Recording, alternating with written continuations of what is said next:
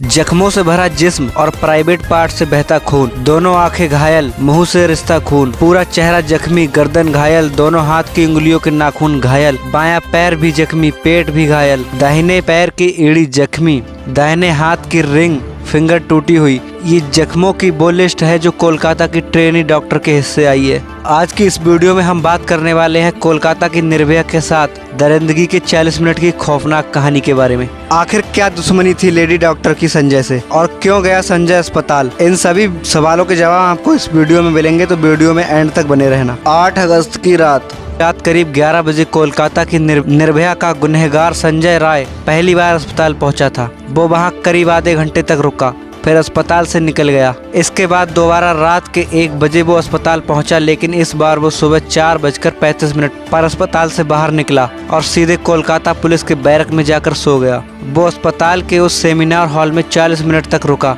जिस हॉल में trainee doctor की खून से सनी लाश मिली थी। दोनों आंखें घायल, मुंह से रिश्ता खून, जख्मी, प्राइवेट पार्ट से बहता खून, बायां पैर जख्मी। ये जख्मों की वो लिस्ट है जो कोलकाता की ट्रेनी जूनियर डॉक्टर के हिस्से आई। जब ये लिस्ट ही कलेजा चीर रही है तो सोचिए अगर हर जख्म की कहानी की तरह सुना दी जाए तो क्या होगा।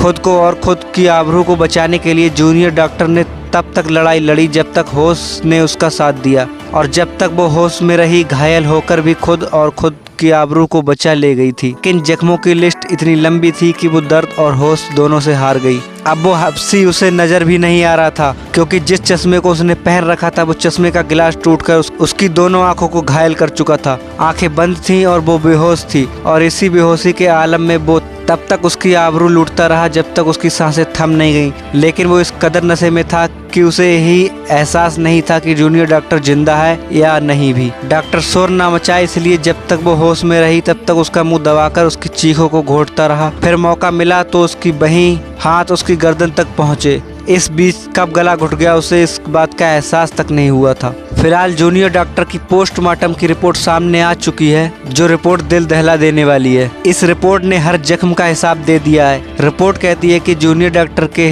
जिस्म में जितने भी जख्म हैं वो तब मिले हैं जब वो खुद को बचाने की कोशिश कर रही थी। इसी कोशिश में उसके चश्मे का शीशा टूटा था, जिसके टुकड़े उसकी आंखों में धंस गए। दोनों आंखों से खून आने की वजह वही थी। चेहरे, नाक, मुंह पर जो जख्म थे वो इसलिए आए थे कि आरोपी लगातार उसे काबू करने की कोशिश कर रहा था। रिपोर्ट के मुताबिक प्राइवेट पार्ट पर जख्म के निशान तब आए जब जूनियर डॉक्टर बेहोश हो चुकी थी और वो अपना गुस्सा उतार रहा था। और मुझे ये बात बताते हुए भी शर्म आ रही है, लेकिन आपको भी जानना जरूरी है तो मैं बताता हूँ कि उसने लेडी डॉक्टर की टांग को इतना स्ट्रेच कर दिया था कि उसकी पैर की हड्डी तक टूट गई थी। इस सब कहानी के बाद सबके मन में एक ही सवाल उठ रहा है कि संजय ने आखिर क्यों किया डॉक्टर का कत्ल? क्या संजय की जूनियर डॉक्टर से कोई दुश्मनी थी? क्या वो जूनियर डॉक्टर को हासिल करना चाहता था, या जूनियर डॉक्टर को लेकर उसकी नीयत खराब थी? इन सब सवालों के जवाब सामने लाने के लिए संजय की पूरी कहानी सामने लानी जरूरी थी, खासकर वारदात वाले दिन, उससे कुछ दिनों पहले तक की कहानी। फिलहाल तो अभी ऐसा कुछ खुलासा नहीं हुआ है